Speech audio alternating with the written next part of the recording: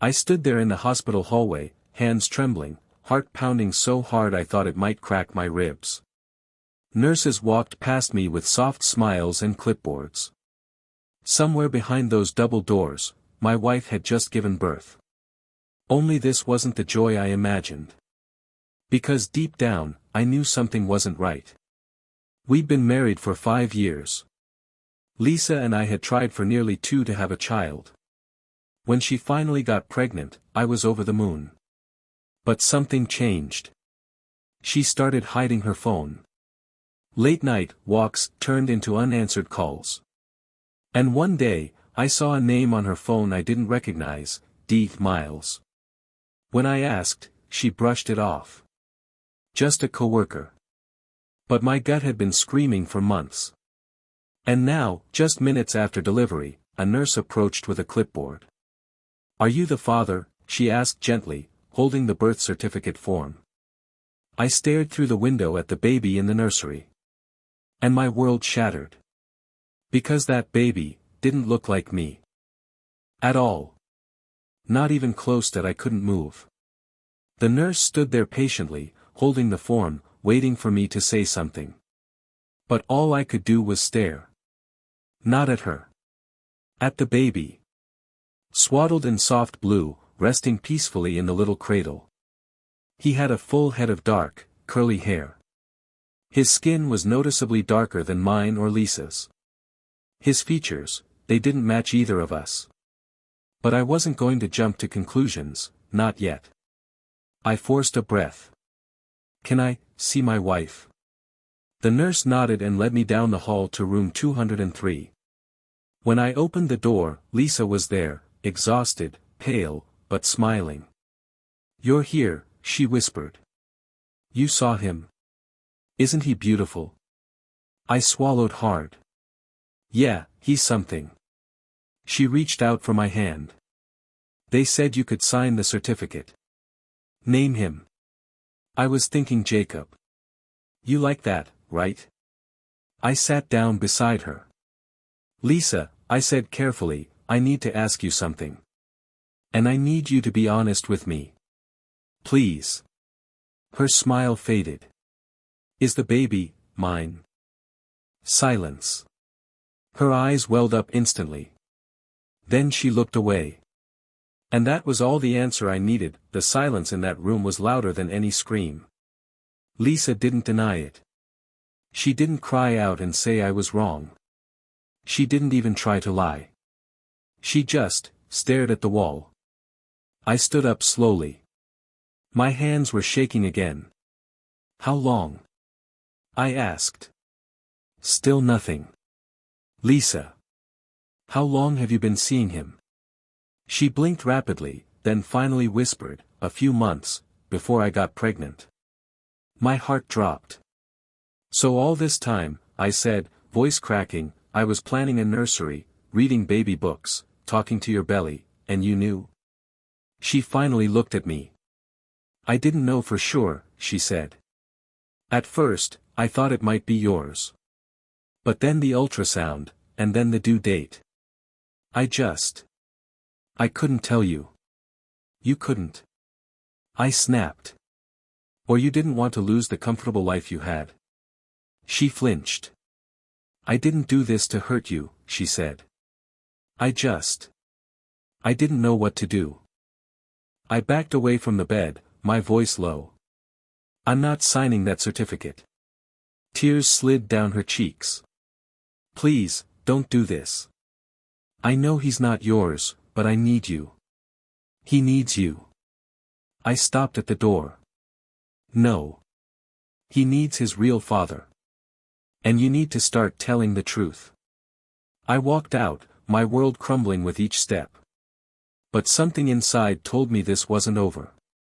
Not even close. That I sat in my car for what felt like hours. The parking lot buzzed with life, new fathers grinning ear to ear, grandparents rushing in with flowers and balloons. And me? I was a ghost. A hollow version of who I was just 24 hours ago. I stared at my phone. Should I call someone? My brother? My best friend? My mom? No. I didn't want pity. I didn't want advice. I needed time to think. Then my screen lit up, Lisa calling. I let it ring. A few seconds later, a message came through. Please don't walk away. We can fix this.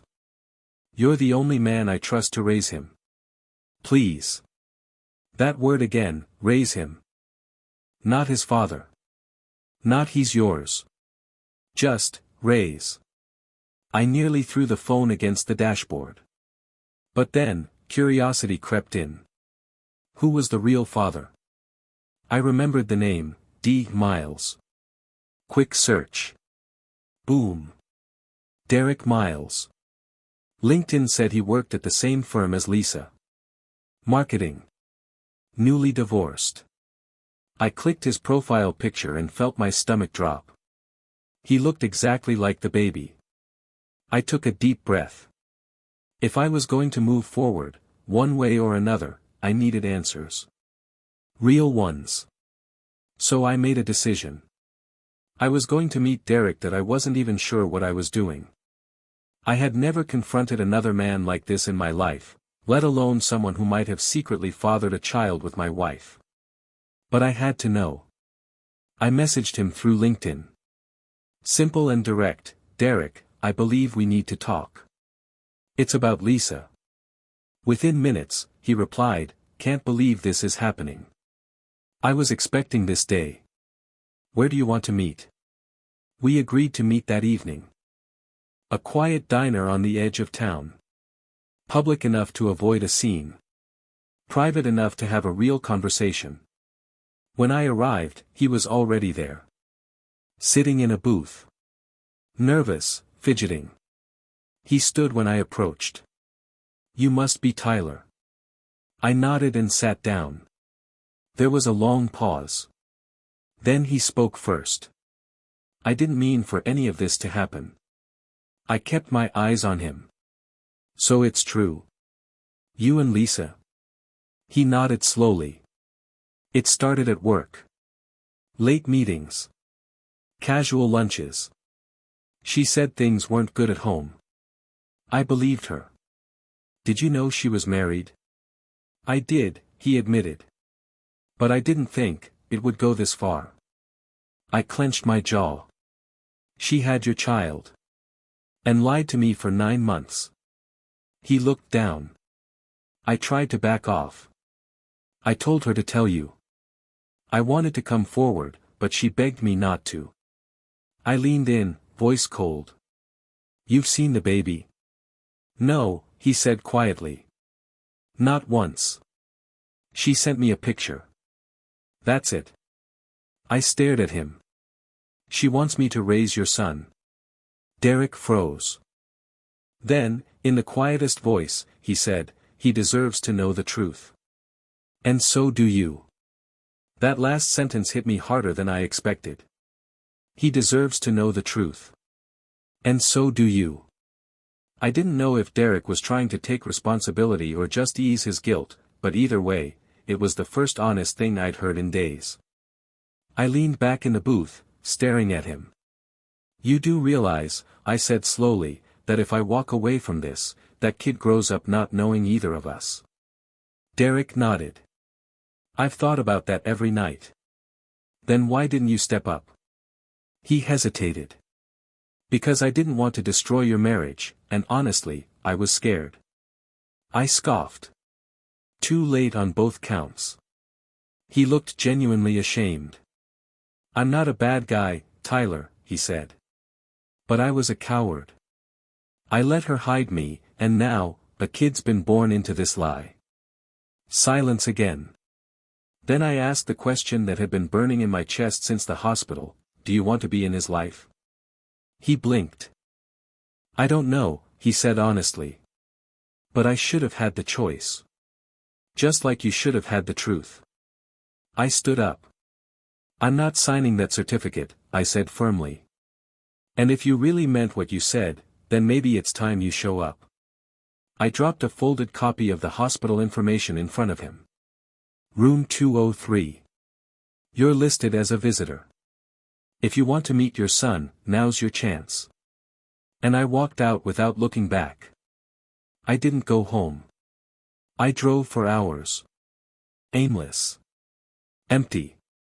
Every traffic light, every billboard, every song on the radio, it all felt meaningless. I was a husband without a wife. A would-be father to a child that wasn't mine. And somehow, I still cared. I pulled into an empty parking lot behind an old church and just sat there. Then my phone buzzed. New message from Lisa, where are you? Derek just showed up. I stared at the screen. She followed up seconds later. Why did you send him here?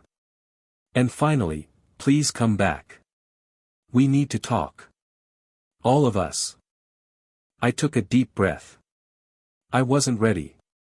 But maybe, that was exactly why I had to go.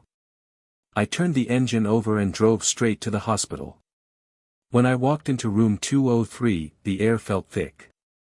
Lisa sat up in bed, red-eyed and tense. Derek stood in the corner, stiff like a soldier awaiting orders. And in the bassinet between them, the baby slept. No one spoke for a long moment. Finally, Lisa broke the silence. Why did you send him? She asked quietly. Because I'm not the one who should be holding lies anymore, I replied. Derek looked at her. I want to do the right thing. I should have done it from the beginning. Lisa's voice cracked. What is the right thing? Tyler, do you want a divorce? I didn't answer right away. Instead, I walked to the bassinet and looked at the baby. Peaceful. Innocent. Then I looked back at both of them. I don't know what I want, I said. But I know what I won't do. I won't raise a child built on lies. I won't pretend this didn't happen. And I won't make decisions for you two anymore. I turned to leave, but then paused at the door. When you're both ready to stop protecting yourselves, and start thinking about that kid, you know where to find me. And I walked out.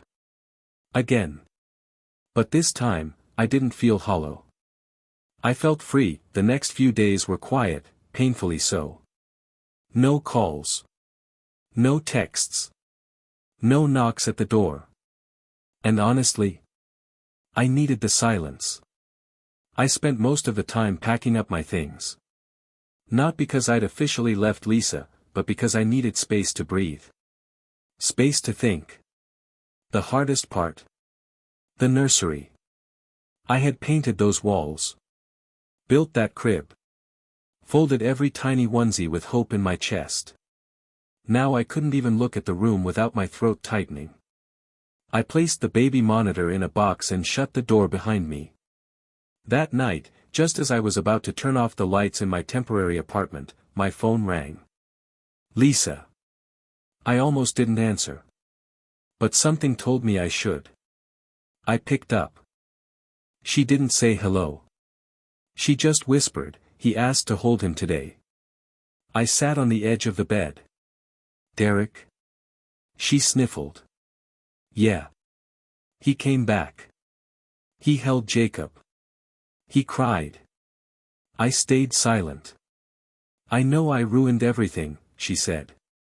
And I don't expect forgiveness. But I had to tell you, he wants to be in his life. I closed my eyes. And you? I asked. There was a pause. I don't know who I am without you, Tyler, she said. But I understand now that loving someone means not stealing their choices. My voice was calm. It's not just about me, Lisa. That boy deserves a clean start. One with the truth. Then she said something I didn't expect. Would you come see him? One last time. No pressure. I want you to say goodbye, if that's what you need. And for some reason. I said yes that I didn't sleep that night. I kept playing it over in my head, what I'd say, how I'd feel, whether I could walk into that room without breaking all over again. But morning came, and I drove to the hospital. Room 203. Same hallway. Same fluorescent lights. Except this time, I walked slower. When I opened the door, Lisa was holding the baby. Her eyes were puffy, her hair unbrushed, but there was something different about her. Something softer. Derek sat quietly in the corner. He gave me a small nod. No ego. No tension. Just quiet respect. Lisa stood and gently handed me the baby.